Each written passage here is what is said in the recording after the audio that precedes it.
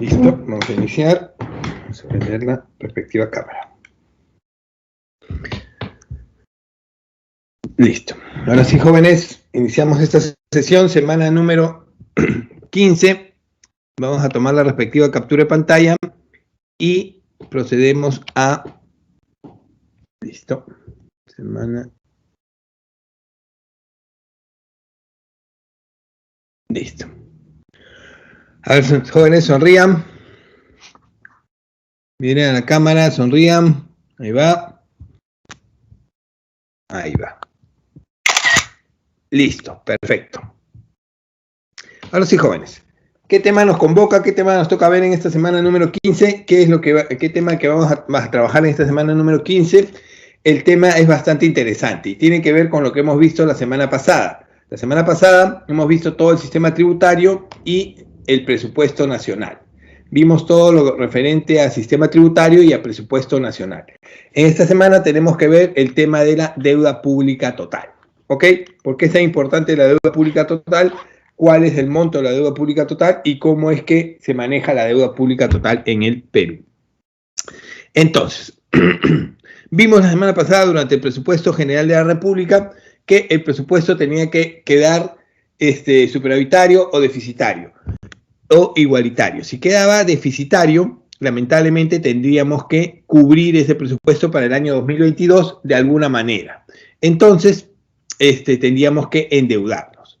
Y también vimos que dentro de los gastos estaba proyectado pagar la deuda pública total.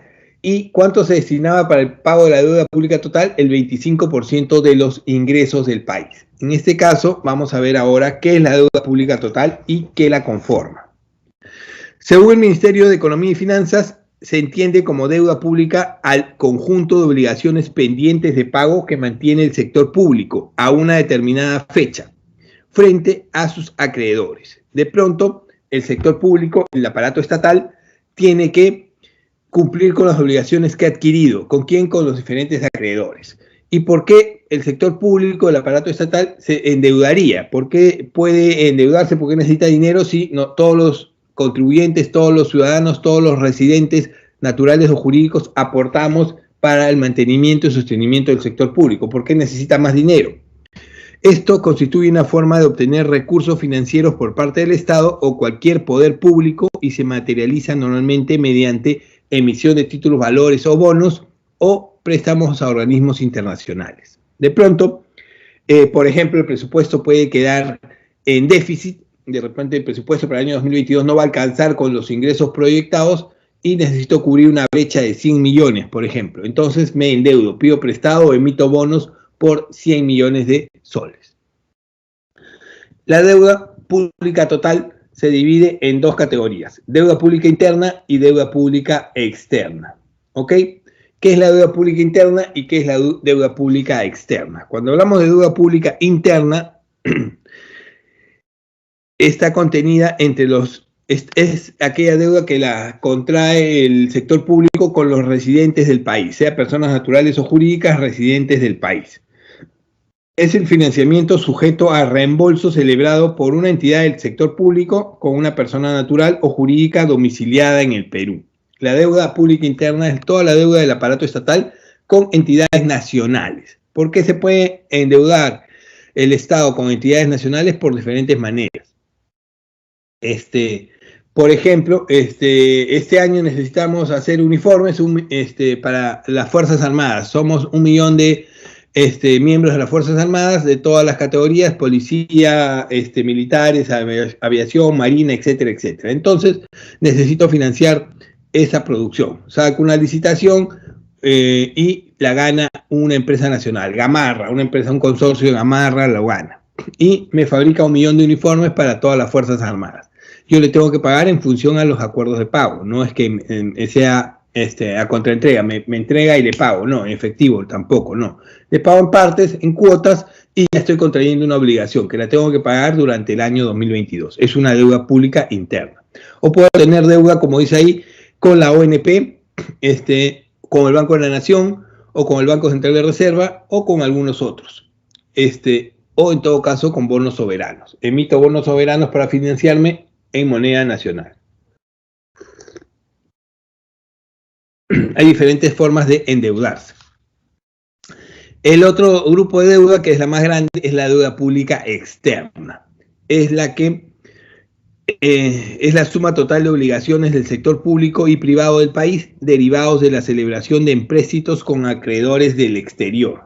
Todas las deudas que tengan los organismos, el sector público o los gobiernos locales o el gobierno central con organismos internacionales. Puede ser el Club de París, puede ser a través de bonos, organismos multilaterales u otros. ¿Ok?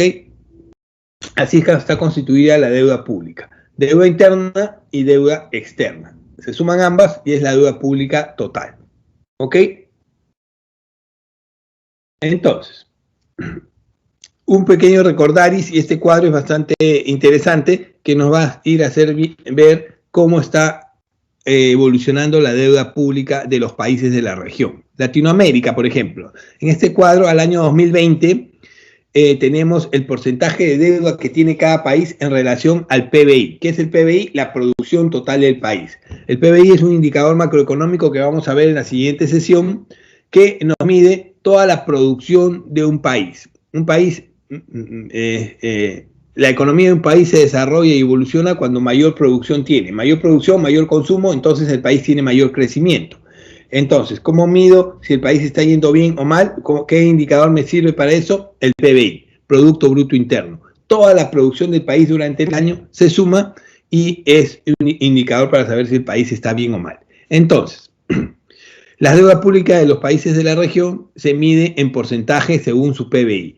Por ejemplo, Brasil, si el PBI, la producción total de Brasil fuera 1.000 millones, por dar una cifra, su deuda pública es del 86% de su PBI. Estamos hablando que 860 millones es su deuda pública, bastante. Casi todo su PBI es su deuda pública. Casi todo lo que produce es lo que debe. En el caso de Perú, por ejemplo, el 32.3% de su PBI corresponde a la deuda pública que tiene. Si su PBI, el PBI del Perú es 1.000 millones, 323 millones es su deuda pública. Todavía está en un rango aceptado. Del 2019 al 2020, en esta etapa, ¿cuánto ha variado la deuda? Brasil ha variado más del 10%, Perú en rango de 5% promedio de la región. ¿Ok?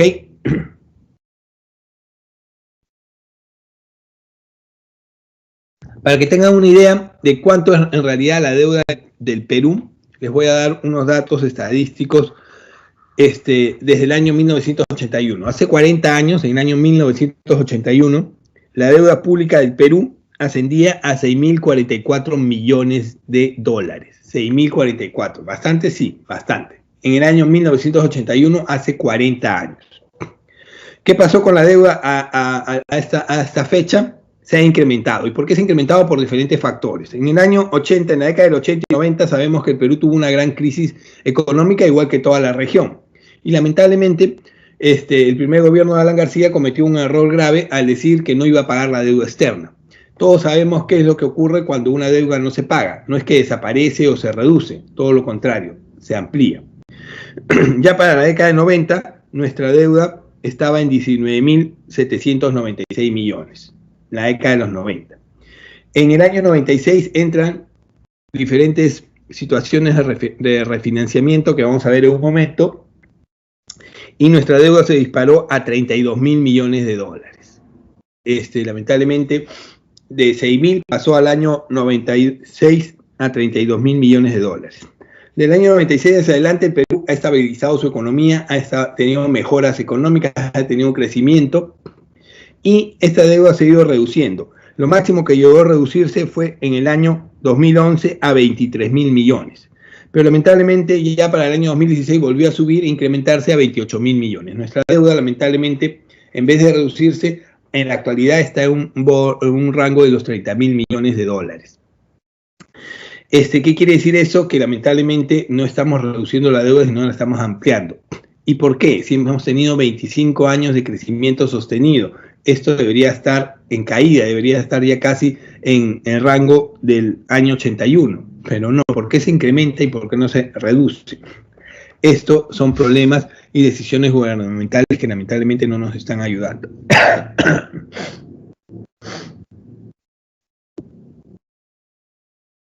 Uno de los organismos con los que mayor cantidad de países de la región tiene endeudamiento es con el Club de París.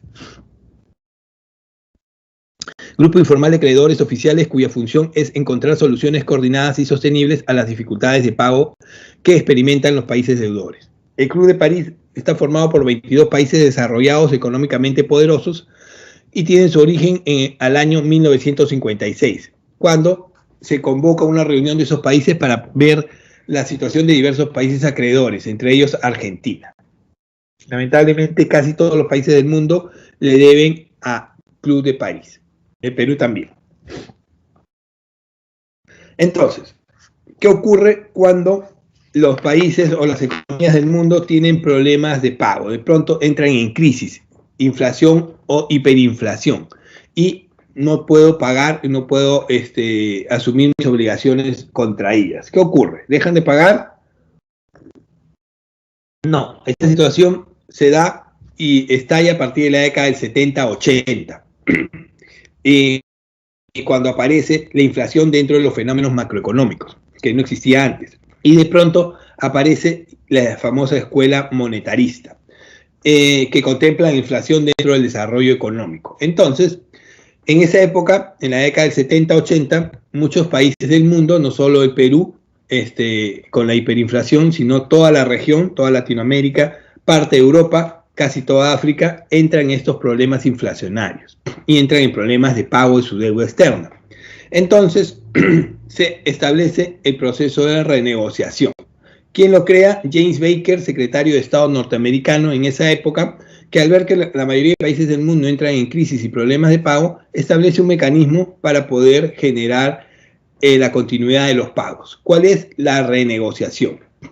Acuerdo entre deudores y acreedores que busca modificar las condiciones de pago de una deuda. Se ejecutan cuando el país deudor tiene problemas para el cumplimiento de sus obligaciones y se establece un nuevo programa de pago, nuevos plazos, nuevo monto, nuevos intereses para saldar la deuda. ¿Ok? ¿Cómo funciona la renegociación? ¿Cómo se establece? Les voy a dar un ejemplo muy sencillo para establecer cómo funciona la renegociación. Y en función a eso pueden sacar su línea. Imagínense que yo acabo de sacar un préstamo en una entidad bancaria de 1.000 soles. Lo acabo de sacar y he dicho que voy a pagar en 6 meses 200 soles mensuales. Al final de los 6 meses voy a pagar 1.200 soles. ¿Ok? Ese es el crédito que saco, utilizo el dinero y de pronto me veo con problemas económicos. Crisis, no tengo trabajo y no puedo asumir mi obligación. Ya no puedo pagar 200 soles mensuales como había acordado. Pero como no quiero ser moroso ni deudor, voy donde la entidad bancaria y le digo, ¿sabes qué? No quiero tener problemas con ustedes, no puedo pagar 200 soles mensuales, pero sí puedo pagar 100 soles mensuales. Entonces, lo que vamos a hacer es, yo voy a pagar 100 soles durante 12 meses, voy a ampliar el plazo y te termino de pagar los 1.200, ¿ok? La entidad bancaria me va a decir, ok, pero por daños y perjuicios y por cambio de condiciones me vas a pagar 200 soles más de comisión, mora y todo eso, ¿ok? ¿Cuánto termino pagando después de un año? 1.400 soles, ¿ok? Se amplió el plazo, se ampliaron las condiciones de crédito y termino pagando un poco más de lo que había acordado, pero cumplí con mi deuda. Ese es un proceso de renegociación. Así funciona a grosso modo. Lamentablemente, este proceso tiene un problema. Al único que beneficia este proceso es al deudor. Lamentablemente, el acreedor, como ven, se perjudica en el tiempo y en los acuerdos, ¿no? Y no le conviene mucho porque no es mucho lo que va a ganar. Entonces, a partir de la década de los 80 hacia adelante, finales de los 80 hacia adelante, aparece el proceso de refinanciación. ¿Quién lo establece? Nicholas Brady, secretario de Estado americano durante la década de los 80, que ve esta situación de renegociación no favorece al acreedor, sino al deudor y modifica las condiciones. ¿Cómo es un proceso de refinanciación? Significa gestionar la firma de un nuevo contrato de crédito, a menudo en mejores términos que el anterior. Eso es en teoría. Este tipo de operación se ejecuta cuando el país deudor tiene buen historial crediticio. Entonces, ¿cómo funciona el proceso de refinanciamiento? A ver.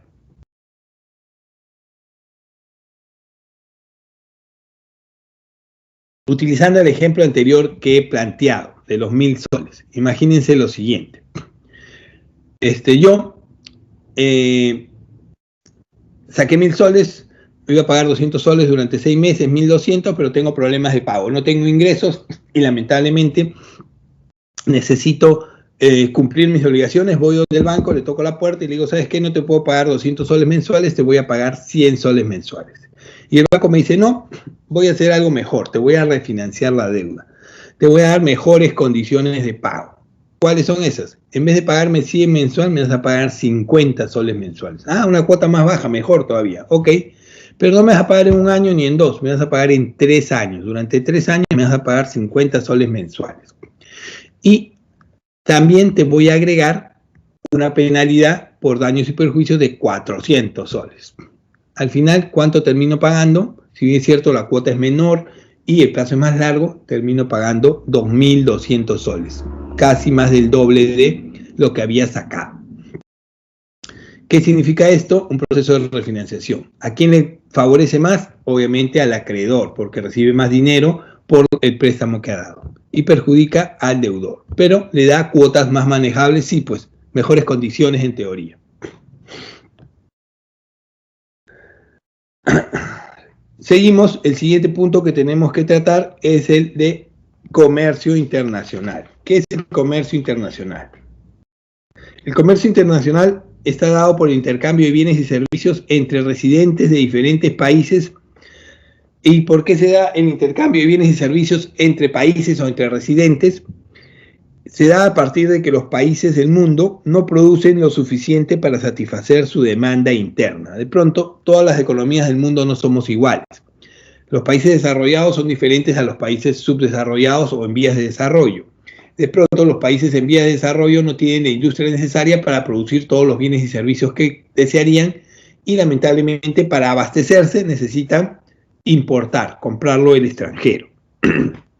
Entonces, a partir de lo que los países no producen lo suficiente para satisfacer su demanda interna y de que existen países que tienen ciertas ventajas de producción de determinados bienes, se da la necesidad del comercio internacional. Yo no produzco lo que necesito, tú produces más de lo que necesitas, véndeme pues. Y hacemos un intercambio. Comercio internacional nace a partir de ahí.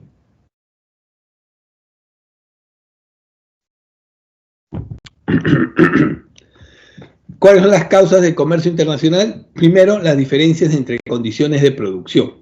Los países no se autoabastecen y los costos internacionales son diversos. A ver, los países no tienen las mismas condiciones, unos tienen más tecnología, otros menos, y algunos producen más y otros producen menos. Entonces, ahí hay una razón para hacer intercambio comercial. Los países no se autoabastecen. Obviamente yo soy un país que mi industria no cubre todas las necesidades del país, entonces necesito generar y cubrir las necesidades a través del comercio internacional.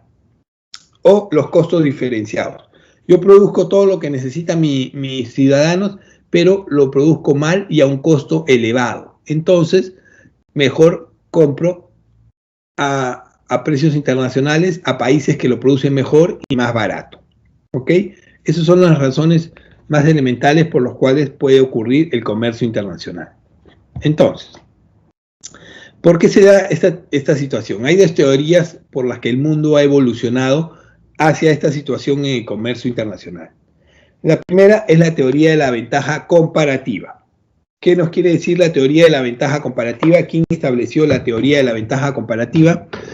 La teoría de la ventaja comparativa nace a la par de la economía clásica, el capitalismo. ¿Qué nos dice? David Ricardo en esta época establecía la teoría de la ventaja comparativa. ¿Qué decía David Ricardo? Planteaba que el comercio internacional se daba porque un país debe especializarse en la producción y exportación de aquellas mercancías que produce a un costo relativamente más bajo y los produce mejor que el resto de los países. A ver, David Ricardo planteaba que los países deben concentrarse y especializarse en aquello que hacen mejor y más barato, obviamente.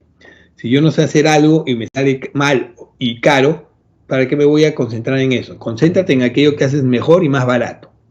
Cuando seas especialista en eso, prodúcelo en masa y véndelo. Y lo demás que necesito, ¿qué hago? Lo demás que necesites, cómpralo, impórtalo a aquel país que lo haga mejor y más barato que tú. O sea, tú dedícate a comprar, a producir y vender lo que haces mejor y más barato y compra lo que te sale mal y más caro. Así funciona. Esa es la teoría de la ventaja comparativa. Importar los productos en los que soy más ineficiente debido a que se producen a un costo relativamente más alto. ¿Ok?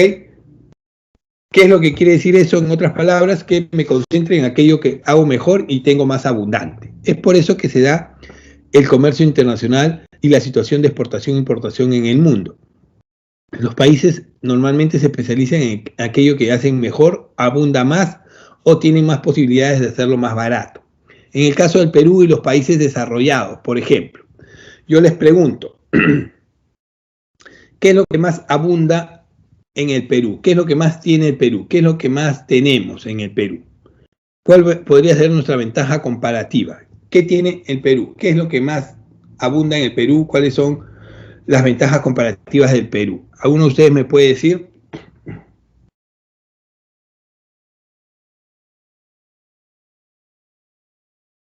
Jóvenes, recursos naturales, muy bien, Ernesto. Lo que más abunda en el Perú son recursos naturales, exactamente. Otra cosa que abunda en el Perú es mano de obra. Entonces, como más abunda recursos naturales y mano de obra, ¿en qué se especializa el Perú? Hace mucho tiempo en exportar materia prima, bienes primarios, recursos naturales, oro, cobre, zinc, agroindustria que tiene poco proceso de transformación, etc. ¿Esa es nuestra ventaja comparativa? Lamentablemente sí. Explotación de productos primarios. Los países desarrollados, China, Canadá, Estados Unidos, Alemania, Japón, ¿qué es lo que más abunda en esos países? ¿Qué es lo que más tienen esos países? A ver quién me dice. ¿Qué tienen los países desarrollados? ¿Cuál es su ventaja comparativa? ¿Qué es lo que más tienen esos países desarrollados? Japón, China, Alemania, Canadá. Tecnología, industria, muy bien, exactamente. Los países desarrollados, ¿qué es lo que más tienen? Industrias y tecnología. Entonces, obviamente, ¿en qué se van a concentrar ellos? ¿Qué van a producir más ellos? Tecnología, productos finales, computadoras, celulares, equipos, televisores, autos, todo. Entonces, los países subdesarrollados se concentran en producir bienes primarios, materia prima y vendérselo a quién? A los países que lo necesitan, los países desarrollados. Y con eso que he vendido, ese dinero, compro lo que no puedo producir o me sale mal o no sé producir. Tecnología, bienes finales. Así funciona la teoría de la ventaja comparativa. La siguiente teoría es la teoría de la ventaja competitiva. ¿Quién la establece? Michael Porter. Es una teoría más reciente que indica lo siguiente. Plantea la necesidad de producir y comercializar bienes y servicios no solo tomando en cuenta los costos bajos, sino la calidad y el valor al producirlos. La teoría de la ventaja competitiva es la capacidad de producir y comercializar bienes y servicios de una mejor calidad y o más baratos que los de la competencia internacional. ¿Qué dice Michael Porter? Michael Porter dice, está bien que tú produzcas aquello en lo que eres bueno y lo hagas a precio más barato. Está bien que hagas eso, pero no te puedes quedar en eso, tienes que evolucionar. Tienes que ir ampliando y empezar a producir y generar más competencia. No te puedes quedar solo en eso, sino tienes que ampliar tu producción y generar competencia y darle un valor agregado a eso. Tienes que transformarte de producir bienes primarios únicamente a producir bienes finales. ¿Y cómo lo haces? Porter formula que los países se desarrollan y prosperan a medida que van aumentando su capacidad empresarial para alcanzar niveles elevados de productividad. ¿Cómo puedo generar tecnología y valor agregado? Incentivando la industria, produciendo más, generando más industria y generando mayores niveles de productividad. Mayor industrialización en un país, este va a ir elevando su nivel de productividad, va a producir más y va a generar mejoras competitivas. ¿ok? Pero esto es muy fácil decirlo y es más complicado hacerlo. Teóricamente esto es muy fácil decir, los países van a prosperar de esta manera. Pero a ver, hazlo pues. A ver, llévalo a la práctica. Es muy complicado. Entonces, yo les voy a indicar para que sepan, para que tengan referencia, 2 países del mundo que pasaron de tener una ventaja comparativa a tener una fuerte ventaja competitiva, para que vean que sí es posible llegar de esto a esto, según Michael Porter. El primero, Japón, por ejemplo. ¿Sabían ustedes que después de la Segunda Guerra Mundial la economía japonesa quedó totalmente destruida? Después de la Segunda Guerra Mundial, con las bombas de Nagasaki y Hiroshima, en la década del 40, a partir de la década del 50 la economía japonesa era nula, no tenían recursos, no tenían industria, no tenían tecnología. Su única ventaja comparativa en esa época era la mano de obra. Entonces, ¿qué hicieron los japoneses? Optaron por dar las condiciones necesarias para dar mano de obra barata y las industrias empezaron a ir a producir sus bienes en Japón. La mayoría de industrias producían bienes en Japón. Entonces, en la década del 50, los japoneses empezaron a llamar a las industrias extranjeras, tengo mano de obra barata, acá puedes producir más barato y mejorar tus ingresos. Pero no se quedaron ahí, no solo fueron mano de obra barata. ¿Qué empezaron a realizar después? Empezaron a generar su propia industria, ventaja competitiva.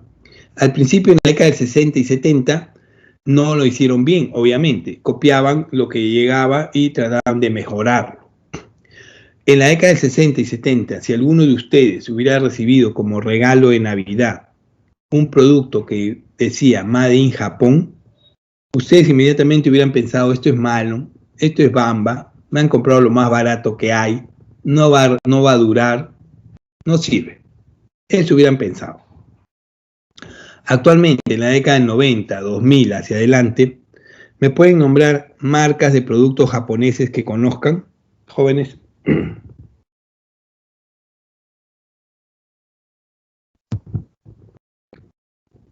¿Alguna marca de productos japoneses que ustedes conozcan? ¿Conocen? ¿O no conocen? Hiraoka es una casa comercial. Es como decir Ripley, no es una marca de productos. Tiene marca propia, pero no la desarrolla. Huawei es chino. Japoneses, jóvenes. ¿Ninguna? ¿Dónde están viendo su clase? ¿En qué equipo están viendo su clase? Están viendo su clase en una computadora. ¿Qué marca es? A ver. Isuzu es japonés, Panasonic es japonés, Sony es japonés, Toshiba es japonés, Toyota es japonés, Nissan es japonés, Honda es japonés, Nintendo es japonés, Nikon, Canon son japoneses. Yo les podría pasar media hora indicando y nombrando marcas de productos japoneses. Entonces, ¿alguno de ustedes me puede decir que alguna de las marcas que yo he marcado en la actualidad es mala? ¿Es de baja calidad? ¿No sirve para nada? ¿Va a durar poco? No, son marcas líderes en el mercado japonés. Son marcas, Casio también japoneses, perfecto. Son marcas líderes en el mercado mundial. Son marcas top. Sony, Honda, Toyota, Nintendo, son marcas que lideran la tecnología de punta a nivel mundial. Nadie puede decir ahorita que alguna de esas marcas es mala, barata, de una sola vida, no sirve o copia. Definitivamente no. Pasaron de una ventaja comparativa a una ventaja competitiva. Y en la actualidad un ejemplo más reciente de esto es China, por ejemplo. China en la década de 70-80 tenía el mismo problema de Japón. Crisis total, no tenía nada que ofrecer, lo único que había en China eran chinos. Ofrecieron su mano de obra barata, todas las industrias fueron a producir a China porque la mano de obra es casi regalada. ¿Y qué empezó a hacer China? Desarrollar su propia tecnología, copiar y mejorar. De pronto, si alguno de ustedes en la década del 80 o 90 adquiría o le daban un producto chino de regalo, inmediatamente iban a pensar, esto es malo, esto es barato, esto es copia, esto es tóxico. En la actualidad, año 2000, las marcas de productos chinos lideran las relaciones tecnológicas en el mundo. Huawei, que ha mencionado hace un momento, Xiaomi, son marcas líderes top en el mercado tecnológico. Todos los autos se producen en China actualmente y tienen tecnología china. Y simplemente les ponen marcas diferentes.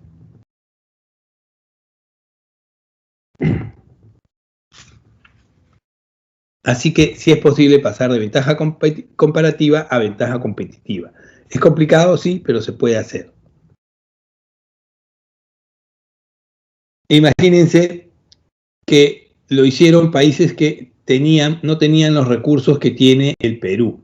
Imagínense el Perú con la cantidad de recursos que podría lograr si pasa de una ventaja comparativa a una ventaja competitiva. ¿Ok? Los elementos más comunes dentro del proceso de comercio internacional son las divisas, las reservas internacionales, los derechos especiales de giro, el tipo de cambio y los aranceles. Entonces, ¿quién maneja y quién coordina el comercio internacional? La Organización Mundial del Comercio, la OMC. La OMC se ocupa de todas las normas necesarias para facilitar y flexibilizar el comercio a nivel mundial. Ok, este otro punto es importante y es bastante largo, espero que me alcance el tiempo. La balanza de pagos. ¿Qué es la balanza de pagos? ¿Por qué es tan importante la balanza de pagos? ¿Cómo se maneja la balanza de pagos? A ver, la balanza de pagos es un registro estadístico que resume para un tiempo específico las transacciones económicas que realizan los residentes de una economía con el resto del mundo. ¿Ok? Nuevamente el concepto de residencia, ya lo explicamos, espero que lo tengan claro. Lo van a ver más adelante también. Entonces, la balanza de pagos no es otra cosa que los estados financieros de los países. A ver, si vemos a los países como empresas, como industrias, esta empresa llamada Perú, vamos a entender el concepto de balanza de pagos. A ver, una empresa cuando necesita financiamiento, porque viene la campaña navideña, por ejemplo, tengo una empresa textil y necesito entrar a la campaña navideña, necesito dinero, ¿qué hago? Voy a un banco. El banco le pide un préstamo y el banco, antes de dármelo, me evalúa, me analiza y me dice, ¿sabes qué? Quiero saber si tu empresa va a ir bien o mal. Tengo que conocerla. Necesito tu balanza de pago. Necesito tus estados financieros, necesito tus estados financieros. ¿Para qué? Para saber si tu empresa le va a ir bien o le va a ir mal. ¿Qué son los estados financieros? La balanza, el balance general, los estados de ganancias y pérdidas y todos mis libros, ¿no? Entonces, ahí el banco se va a dar cuenta que mi empresa ha ido bien durante varios años y este año proyecto, con el préstamo que me va a dar, generar nuevos ingresos. Ok, te doy el préstamo. Entonces, ¿qué viene dentro de la balanza de pagos? Las transacciones económicas que se registran pueden ser todas las operaciones de comercio de bienes y servicios entre el Perú y el resto del mundo, todos los flujos de inversiones y préstamos entre el Perú y el resto del mundo, y todos los pagos de intereses y utilidades. ¿Ok? Cuando esta empresa llamada Perú de pronto necesita un financiamiento, ¿a quién va? A organismos internacionales o emite bonos. Las personas que van a comprar esos bonos, que me van a dar el dinero o que me van a prestar el dinero, quieren ver cómo le está yendo a mi empresa. Piden mis estados financieros, la balanza de pagos.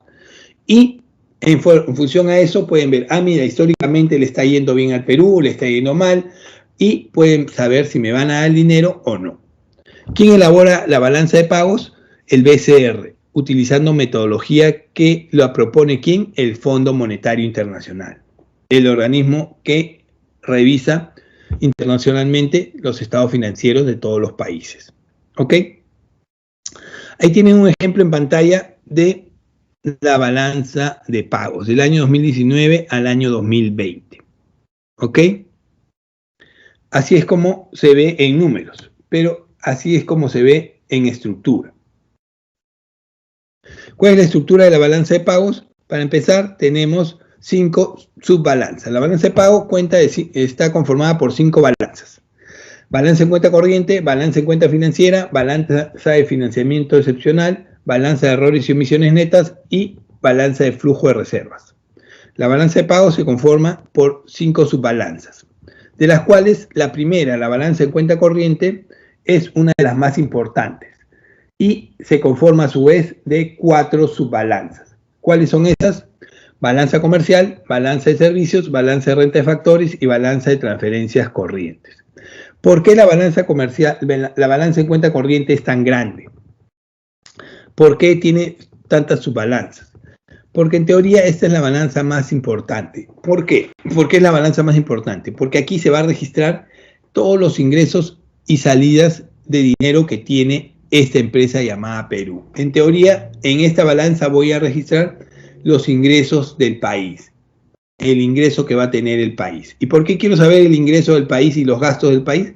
Porque si ustedes o cualquier persona, por lógica, tiene pensado comprar algo, a ver, yo quiero un televisor, quiero un carro, quiero un chocolate, antes de comprar o gastar, ¿qué es primero lo que yo tengo que tener o tener seguro? El dinero con que voy a gastar. Si yo no sé cuánto dinero tengo o cuánto dinero voy a tener, no puedo comprar o gastar nada. Es imposible, es ilógico que yo piense primero en gastar y después en el dinero que voy a tener, ¿no? Primero tengo el dinero y después ya veo en qué lo gasto. Así funciona. Entonces, en la balanza de cuenta corriente se va a registrar los ingresos del país durante el año. ¿Cuáles van a ser los ingresos del país durante el año? Y en función de esos ingresos voy a saber en qué voy a gastar. ¿Ok? Entonces, la balanza de cuenta corriente se divide en balanza comercial, balanza de servicios, balanza de renta de factores y balanza de transferencias corrientes.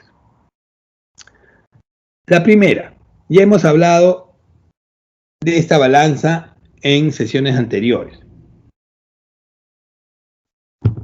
¿Qué es la balanza comercial? Aquí se registran los intercambios, exportaciones e importaciones de bienes de un país y el resto del mundo. Todas las compras y todas las ventas de bienes que hace un país con el resto del mundo. Todas las importaciones, compras y todas las exportaciones, ventas que hace el Perú con el resto del mundo. ¿Y por qué se registra esto aquí? Porque yo tengo que registrar todos los ingresos de divisas y todas las salidas de divisas. ¿Cuándo hay salida de divisas? Cuando importo, cuando compro al extranjero. Cuando yo compro al extranjero, a China, hay una salida de divisas, por supuesto. ¿Por qué? Porque a China yo no le pago en soles, le pago en la divisa dominante. Tengo que sacar divisas para mandarla a China para que me mande las mercaderías. ¿Ok? Hay una salida de divisas. ¿Y cuando hay ingreso de divisas? Cuando yo vendo. Cuando yo vendo agroindustria al extranjero, ¿con qué me van a pagar? ¿Qué dinero me van a mandar? ¿Soles? No, me mandan la divisa dominante. Entonces están ingresando divisas. ¿Ok? Entonces, el saldo de esta balanza puede ser superávit, déficit o equilibrio comercial. Obviamente lo que siempre se busca es que haya superávit, excedente de divisas que ingresen al país. Entonces, aquí se registran solo los bienes que se compran o se venden.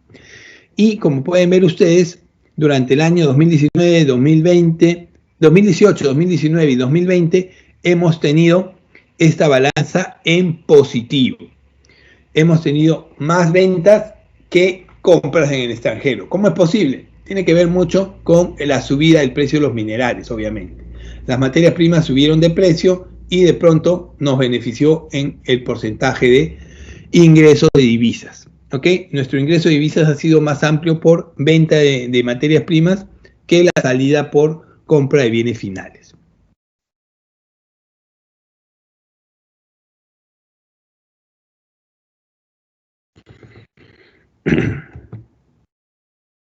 La siguiente balanza de servicios. ¿Qué se registran acá? Si en la balanza comercial se registran los ingresos y salidas de divisas por bienes, aquí se registran los ingresos y salida de divisas por servicios. Los servicios también se importan y se exportan, por supuesto. ¿Y cuáles son los servicios que se registran acá? Transportes, viajes, comunicaciones, seguros y reaseguros y otros. Transportes, vemos que casi todos los medios de transporte en el Perú, al menos los más importantes, los de aviación, por ejemplo, son nacionales e internacionales. Están a manos de internacionales. Perdón. Los medios de transporte tenemos líneas aéreas internacionales, LAN, Avianca, no tenemos línea aérea nacional, es por eso que hay una gran salida de divisas ahí. Viajes, ¿cómo entran y salen divisas por viajes? A ver, el turismo es una gran generadora de divisas, tanto para ingresar como para salir. ¿Cómo salen divisas del Perú por viajes? Los turistas nacionales que viajan al extranjero, ¿qué se llevan? ¿Soles? No, sacan divisas, se llevan dólares. ¿Y cómo ingresan divisas del turismo? Debido a que los turistas extranjeros que vienen, ¿qué es lo que traen? No traen soles, traen dólares, traen divisas. En ese sentido, gracias a ello, tengo ingreso de divisas. Tengo ingreso de divisas y gracias a ello puedo generar un ingreso y registrarlo como ingreso de divisas. En ese sentido, en esta balanza, si ustedes pueden ver, tenemos lamentablemente un saldo negativo. ¿Por qué tenemos un saldo negativo? Porque lamentablemente tenemos más salida que ingreso de divisas. Siguiente balanza, la balanza de cuenta corriente. La balanza de cuenta corriente es una balanza importante que mide y registra el valor de los ingresos que obtienen los factores productivos de propiedad de los residentes de un país en el exterior. Esos son los ingresos. Y los egresos, producto del pago a los factores productivos, trabajo, tierra, capital, de propiedad de los no residentes en el país. ¿Qué quiere decir eso? ¿Cómo funciona eso? A ver, ¿qué representa un ingreso de divisas al Perú? El establecimiento de industria nacional fuera del país. Todas las industrias peruanas que estén ubicadas fuera del país, en el extranjero, generan un ingreso de divisas al Perú. A ver, yo les pregunto, ¿tenemos muchas empresas nacionales fuera del país? ¿Hay muchas empresas nacionales fuera del país? ¿Funcionando fuera del país? ¿Qué creen ustedes? ¿Hay o no hay? ¿O no hay ninguna? Jóvenes, ¿tenemos industria nacional funcionando fuera del país o no? ¿Ninguno no sabe, no opina, no tiene idea? A ver, les informo que sí tenemos, pero es muy poca.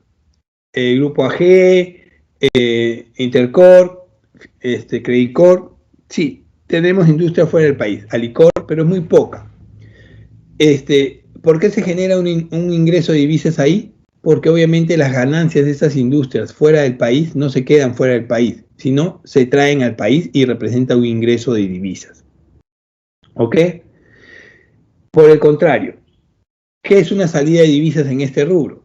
Toda la ganancia de las empresas extranjeras que funcionan dentro del país.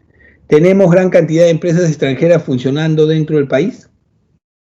¿Hay empresas extranjeras funcionando dentro del país?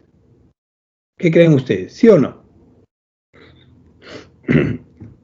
Por supuesto, lamentablemente casi el 70% de la industria que funciona en el Perú es extranjera. Entonces, ¿por qué esto es una salida de divisas? Porque obviamente las ganancias y utilidades de estas empresas no se quedan en el Perú, no las dejan aquí. ¿Qué hacen? Se las llevan a sus países, obviamente. Y esto representa una salida de divisas.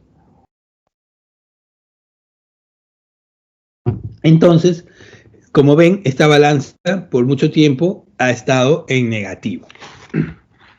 La siguiente balanza, la balanza de transferencias corrientes, que es lo que me mide, registra aquellas operaciones que no tienen una contraprestación directa como remesas y donaciones de bienes y servicios. ¿Cómo se registran ingresos de divisas y cómo se registra salida de divisas aquí? Por ejemplo, a través de las donaciones. ¿Qué son las donaciones? Perdón, ¿qué son las transferencias de remesas? ¿Qué son las remesas?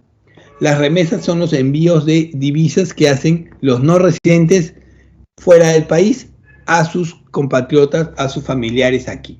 A ver, en el Perú tenemos el 10% de la población no residente fuera del país. Tenemos 3.300.000 peruanos que trabajan y generan ingresos fuera del país. Estos peruanos envían dinero, dólares, a sus familiares en el Perú. Imagínense que mensualmente cada peruano que está fuera del país envíe $100 nomás a sus familiares dentro del Perú. Si son 330.000 peruanos fuera del país, estamos entrando 330 millones de dólares mensualmente al Perú en divisas. En un año, ¿cuánto está entrando? 3.600 millones de dólares ingresan al Perú por concepto de remesas. ¿Y qué es lo que sale? Obviamente lo que envían los extranjeros que trabajan aquí a sus familiares. Por ejemplo, los venezolanos. ¿Los venezolanos envían dinero a su país? Sí, está saliendo divisas.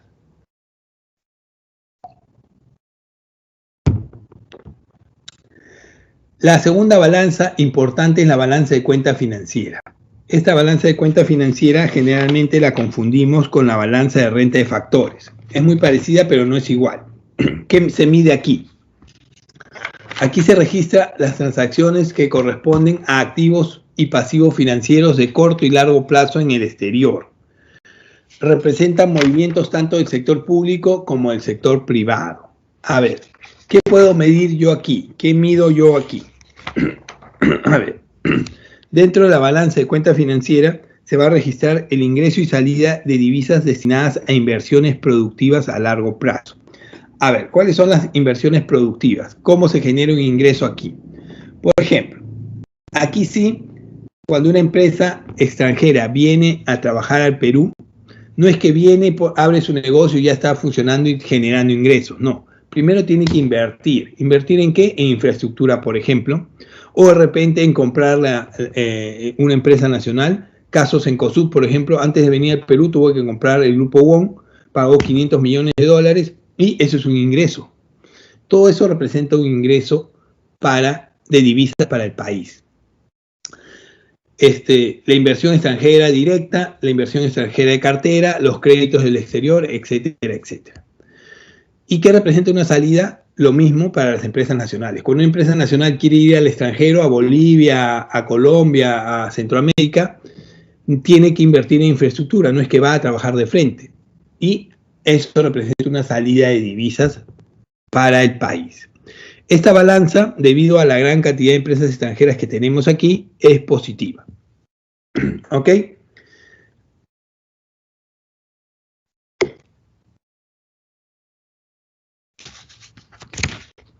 Un momentito.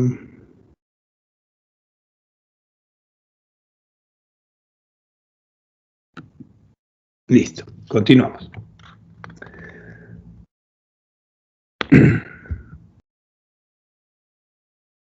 La balanza de financiamiento excepcional, ¿qué es lo que mide? En esta balanza nos vamos a medir básicamente las transacciones correspondientes al sector público que comprenden la amortización y los intereses no atendidos y condonados de deuda. ¿Qué significa esto? De pronto, en el presupuesto general de la República de los países establezco cuánto voy a necesitar para el año 2022. Pero de pronto nadie es mago, nadie es Nostradamus para saber qué es lo que va a ocurrir en el 2022. Puede ocurrir otra pandemia, puede ocurrir un desastre natural, una crisis y voy a necesitar más dinero. Me gasto el presupuesto y necesito más dinero. Entonces me financio de manera excepcional, pido un préstamo de manera excepcional.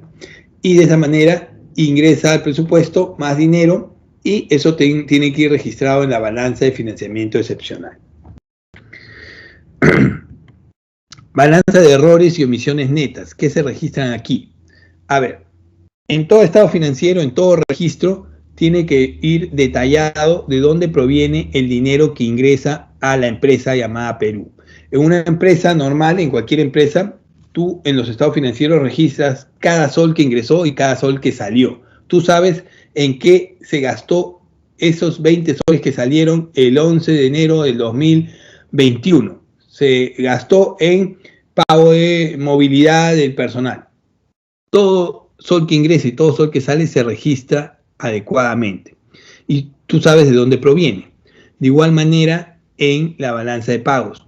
Todo dinero, toda divisa que ingresa y toda divisa que sale tiene que estar registrada. Y tú tienes que saber de dónde proviene. Pero lamentablemente ocurren situaciones en las que aparece una cantidad de dinero y no sabes de dónde provino, porque no se registró por ningún lado. Registra las transacciones con el exterior que no se logran identificar parcial o totalmente, con el objeto de preservar el principio de partida doble.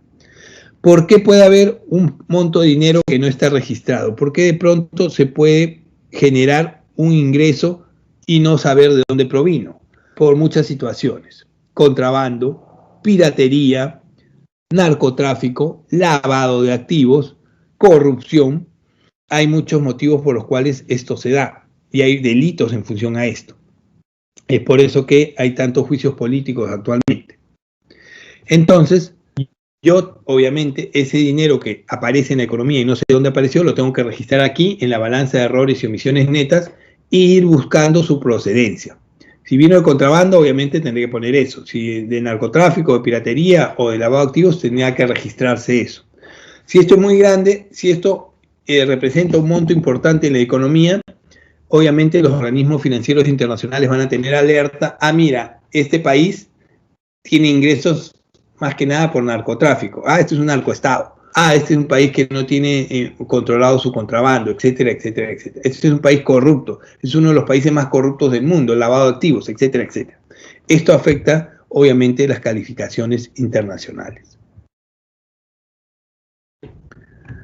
Y por último, los resultados de la balanza de pagos se pueden dar resultados deficitarios, superavitarios o en equilibrio. Las reservas internacionales netas del Perú se ubican en alrededor de 7.700 mil millones, equivalen a un 38% del PBI.